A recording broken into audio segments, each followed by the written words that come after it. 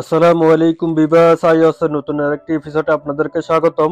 আজকের এপিসোডে আপনাদের সাথে শেয়ার করব আইওএসের নতুন ভার্সন 18 এর বেটা 3 রিলিজ হয়েছে গতকাল। দেখতে পাচ্ছেন আমার স্ক্রিনে আইওএসের নতুন ভার্সন। আর এই নতুন ভার্সনে কি কি আপডেট এসেছে সেটা দেখতে পাচ্ছেন এখানে। বিশেষ করে অ্যাপস, ফিচার এবং টেকনোলজি এই কয়েকটি আপডেট এসেছে। আর যারা এখনো আপডেট করেন নাই অতি তাড়াতাড়ি আপডেট করে নেবেন। আর আপডেট করার মাধ্যমে আপনি নতুন নতুন ফিচার গুলা উপভোগ করতে পারবেন। আমি আপডেট করে নিয়েছি।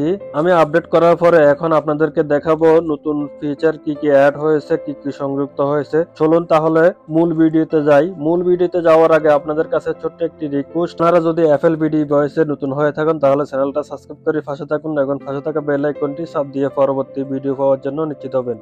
যে কোনো নতুন আপডেট দেওয়ার পরে আপনার প্রথম কাজ হচ্ছে যে অ্যাপ স্টোরে গিয়ে অ্যাপস গুলা আপডেট করবেন, যেগুলো আপডেট চাইতেছে। দেখতে পাচ্ছেন এখানে অনেকগুলা অ্যাপস আপডেট চাইছে, এগুলো আপডেট করে নিব। নতুন আপডেটে প্রথম ফিচার হচ্ছে যে ড্রাগ মোড আইকন, অর্থাৎ দেখতে পাচ্ছেন আমার আইফোনের এই অ্যাপস গুলা অর্থাৎ ফেসবুক মেসেঞ্জার এই অ্যাপস গুলা কিন্তু ড্রাগ মোড ছিল না। এই নতুন আপডেট আসার কারণে ড্রাগ মোড আইকন হয়ে গেছে। আইওএস এর আগের যে বেটা 2 ছিল সেটাতে এই অ্যাপস গুলা ড্রাগ মোড ছিল না।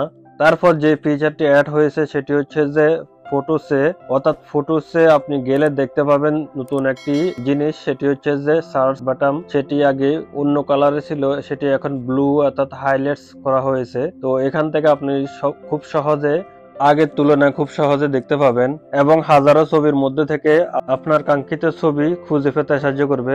তারপর যে জিনিসটা পরিবর্তন হয়েছে সেটি হচ্ছে যে ম্যাপ অ্যাপস এর আইকনটা আগের তুলনায় সুন্দর করছে। দেখতে পাচ্ছেন এখানে ম্যাপ আইকন। তারপর যে জিনিসটা এসেছে সেটি হচ্ছে যে আইওএস এর নতুন ভার্সন 18 এর ওয়ালপেপার। নতুন এই ওয়ালপেপার সেটআপ করার জন্য সেটিং এ আসবো, সেটিংস থেকে ওয়ালপেপারে যাব, ওয়ালপেপার থেকে অ্যাড নিউ ওয়ালপেপার এই অপশনে যাব। এই অপশনে আসার পরে এখানে দেখতে পাচ্ছেন আইওএস এর 18 এর নতুন এই ওয়ালপেপার গুলা যুক্ত হয়েছে নতুন এই ভার্সনে। অর্থাৎ আপনারা এখান থেকে আপনারা চাইলে যে কোনো ওয়ালপেপার সেটআপ করে রাখতে পারবেন নতুন এই ওয়ালপেপার গুলা নতুন ভার্সনের।